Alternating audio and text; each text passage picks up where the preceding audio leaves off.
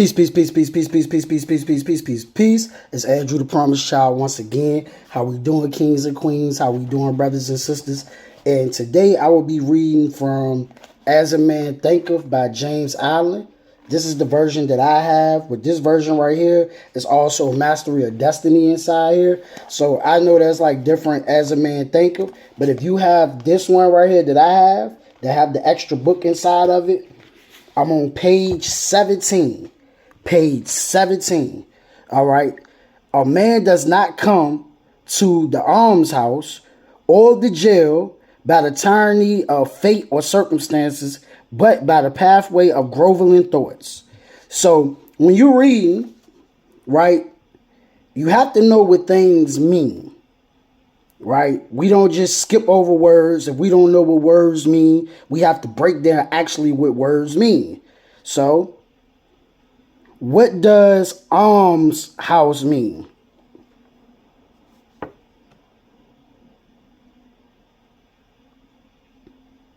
An almshouse is a type of charitable housing that was historically provided to the poor, especially the elderly or infirm, who could no longer afford to pay rent. These institutions were often funded by private donations or charities. The term is chiefly used in British English, and its equivalent in American English is typically poorhouse. Almshouses were prevalent during the Middle Ages and continue to be used well into the 20th century. However, their numbers have declined significantly in recent decades as social welfare programs have been implemented. All right. So watch this. What are almshouses used for?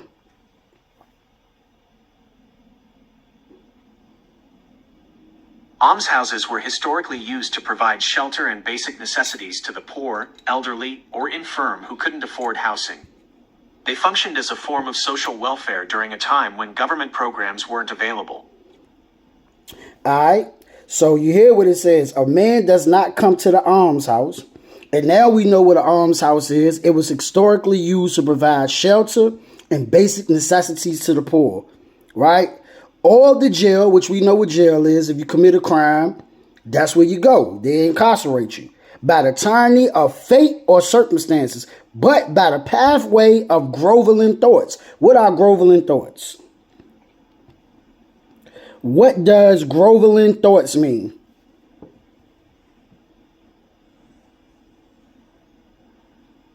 Groveling thoughts refer to feelings of intense humiliation, self-abasement, or desperate pleas for forgiveness. It's the mental equivalent of groveling behavior, which involves excessively submissive actions or speech. Imagine someone begging for something with a very low sense of self-worth. A groveling person.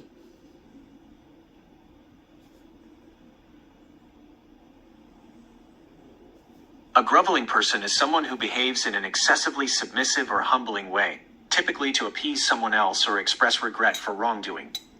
Their behavior can be characterized by physical postures, bowing deeply, crouching, or even lying face down on the ground. Excessively apologetic or complimentary language, showering the other person with praise, even if insincere, and repeatedly apologizing for even minor offenses. Self-deprecating remarks, putting themselves down and emphasizing their own insignificance in comparison to the other person. Groveling is often seen as insincere or manipulative, as it can be a way of trying to gain something from someone else without genuine remorse or respect. However, there can also be times when groveling is a genuine expression of deep regret or fear. All right. So, but by the pathway of groveling thoughts. So, as expressed on what was just defined to us, it's often seen as insecure or manipulative, right? It says it could be a way of trying to gain something from someone else without genuine remorse or respect. However, there can also be times when groveling is a genuine expression of deep regret or fear, right? So groveling thoughts, base desires. Nor does a pure-minded man fall suddenly into crime by stress of any mere external force. The criminal thought had long been secretly fostered in the heart, and the hour of opportunity revealed its gathered power. Circumstances does not make the man, it reveals him to himself. So watch this. And this is like my favorite part. It says, nor does a pure-minded man fall suddenly into crime by stress of any mere external force. The criminal thought had long been secretly fostered in the heart. So what does that mean? People would say, man, I had to sell drugs because I had to feed my family. I had to sell drugs because I lost my job. I started scamming people because I lost my job. I did this because I lost my job. No, you was already a criminal in your heart. Watch this. Listen to what James Allen is saying in his book. The criminal thought had long been secretly fostered in the heart. And the hour of opportunity. What is the hour of opportunity? When you lost your job. You already wanted to sell the drugs. Because watch this. And this is why I combat when people say, I started selling dope because I lost my job. I started selling dope because they was ready to put me out of my house. I started scamming people because I was ready to get put out. I started robbing people because I was ready to get put out. No, the hour opportunity has, the hour opportunity revealed its gathered power. Circumstances does not make the man, and reveals the man to himself. You are being revealed to yourself. Because this the thing. If driving trucks was in your heart, when you lost the job, you would have started driving trucks. If cutting hair, being a barber was in your heart, you would have started cutting hair, being a barber. If doing YouTube videos, expressing yourself was in your heart, that's what you would have did. If working another job was in your heart, that's what you would have did. But what you did, you became a criminal because you was already thinking about it. It was already there. When you was working a job, you was already thinking about getting that pack. When you was working a job, you was already thinking about scamming. It was in your heart. It was deep inside. You might not have expressed it to nobody. You might not have said it to anybody, but it was already here. It was already here. Now, as James Allen said, the hour of opportunity revealed its gathered power. It's gathered power. It has revealed itself. Circumstances does not make the man. It reveals him to itself. All right, so we're going to finish reading. No such conditions can exist as descending into vice and its attendant sufferings apart from vicious inclinations, or ascending into virtue in its pure happiness, without the continued cultivation of virtuous aspirations. And man, therefore, as the Lord and master of thought, is the maker of himself, the sharper and author of environment. Even at birth, the soul comes to his own, and through every step of its earthly pilgrimage, it attracts those combinations of conditions which reveal itself, which are the reflections in its own purity and impurity, its strength and weaknesses. Man do not attract that which they want, but that which they are. Right? But which they are. Listen now. Man do not attract what they want. This is James Allen speaking. Man do not attract that which they want, but that which they are. So we don't attract, according to James Allen, we don't attract what we want. We attract what we are. Right? We attract what we are. So we say we want wealth. We say we want prosperity. Right? And we claim that's what we want to attract, but we really got a poverty mindset. We really got a broke mindset. So the way that we really internally think, we are attracting the poverty because that's what we really are. That's what we think. That's what's in our heart. You understand what I'm saying? All right, so let's finish. Their whims, fancies, and ambitions are thwarted at every step, but their inmost thoughts and desires are fed with their own food, be it foul or clean. The divinity that sharps our ends is in ourselves. It is our very self. Man is maniacally only by himself. Thought and action are the jailers of fate. They imprison, being base. They are also the angels of freedom. They liberate, being noble. Now, what he wishes and prays for does a man get, but what he justly earns.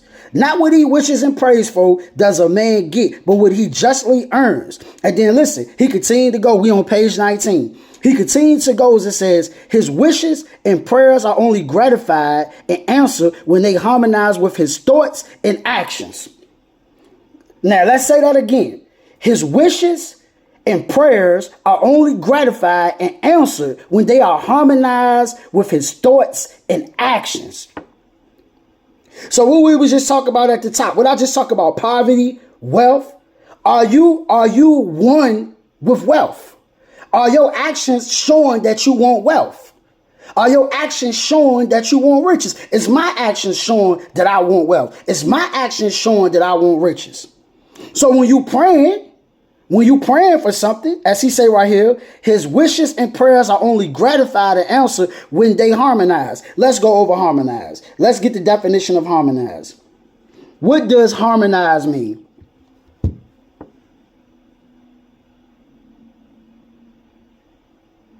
Harmonize means to create a pleasing combination of different things. It can refer to both literal and metaphorical contexts. In music, it describes notes or voices pleasingly blended together.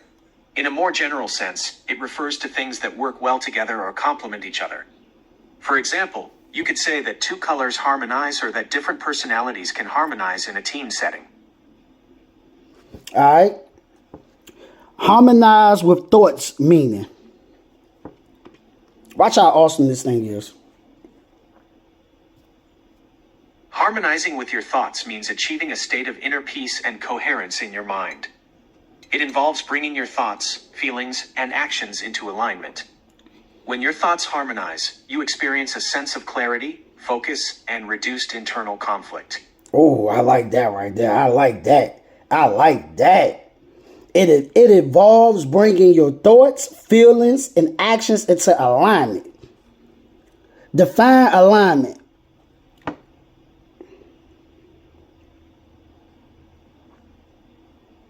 Alignment refers to the arrangement or positioning of things in a specific way. It can have two main meanings. 1. Physical arrangement. This refers to things being lined up or positioned correctly in relation to each other. For example, the wheels of a car need to be in alignment for it to drive properly. 2. Agreement or cooperation. This refers to people or groups sharing similar interests or goals and working together. For instance, political parties may form an alignment to achieve a common objective. So y'all got that. Now watch this. In the light of this truth, what then is the meaning of fighting against circumstances? It means that a man is continually revolting against an effect without, while all the time he is nourishing and preserving its cause in his heart. That cause may take the form of a conscious vice or an unconscious weakness. But whatever it is, it stubbornly retards the efforts of its possessor and thus calls aloud for remedy. All right, now watch this. This is one of my personal favorites right here. I love this part. I got to highlight it. Let me show you. Can y'all see that highlight right there? Gotta highlight it. I don't know if you can see that, but it's highlighted, right? Men are anxious. Listen now. Men are anxious. Now, what does anxious mean? Anxious mean. Anxious.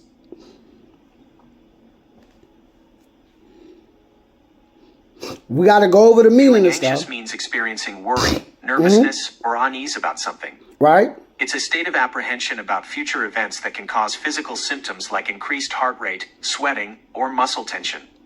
Anxiety is a normal human emotion, but it can become problematic when it's constant, excessive, and interferes with daily living. Experiencing worry? Ain't a lot of people worrying about their circumstances right now. Come on now. But are unwilling. What does unwilling mean?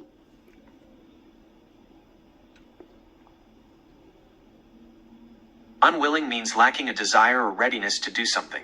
Okay. It indicates a hesitation or reluctance to act. All right. So, but are unwilling, right? So they are lacking a desire or readiness to do something, to improve themselves. They therefore what? Remain bound. What does bound mean? Bound.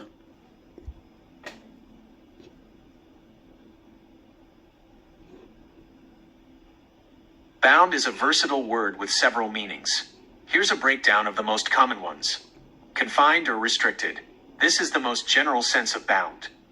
Someone or something can be bound physically, like with ropes, or metaphorically, like by rules or limitations. Certain or likely to happen. Bound can be used to express a strong possibility that something will occur. Obligated or compelled. You can be bound to do something by law, duty, or a promise. Determined or headed in a particular direction. This usage often describes someone's destination, like bound for home. Secured with a cover. Bound is commonly used to describe books with a binding. So the bound we're going to go with is number one, the first one, confined or restricted, right? Confined or restricted. So therefore they remain bound. The man who does not shrink from self-crucifixion, shrink, define shrink. Because it's important for us to understand each word, what it means, what he's saying.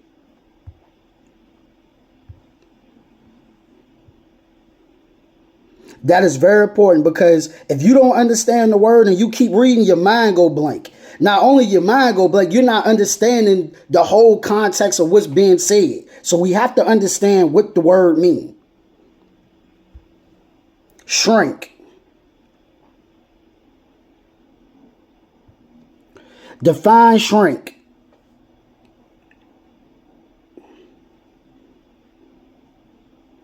Shrink refers to a reduction in size, either literal or figurative. Literally, it means something becomes physically smaller. Fabric might shrink in hot water, or a balloon shrinks as air is released. Figuratively, it signifies a decrease in something intangible, like profits, audience, or importance. All right, so we just got the definition of that from self-crucifixion. What does self-crucifixion mean? Self-crucifixion, define.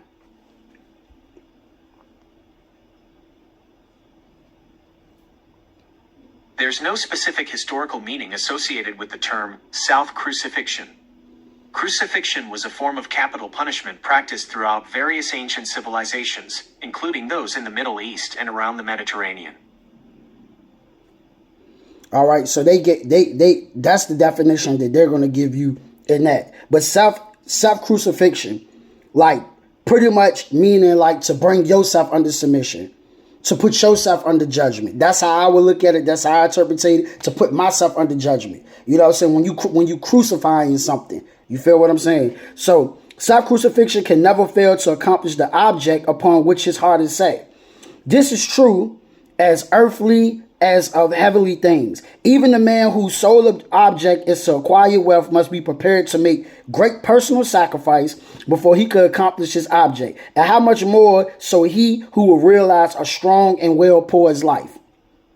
Here is a man who is wretchedly poor. He is extremely anxious that his surroundings and home comforts should be improved. Yet all the time he shirks his work and considers he is justified in trying to deceive his employer on the ground of insufficiency of his wages. Such a man does not understand the simplest rudiments of those principles which are basis of true prosperity, and is not only totally unfitted to rise out of his wretchedness, but is actually attracted to himself a still deeper wretchedness by dwelling in and acting out indolent, deceptive, and unmanly thoughts. Here is a rich man who is the victim of painful and persistent disease as the result of gluttony, right? So what does he talk about? When we went back up, it says men are anxious to improve their circumstances, but are unwilling to improve themselves, right? So here's a rich man who is the victim of painful and persistent disease as the result of gluttony, right? He is willing to give large sums of money to get rid of it, but he will not sacrifice his gluttonous desires.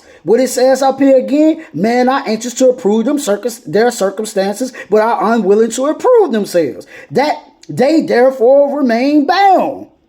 So here's a guy that want to get rid of,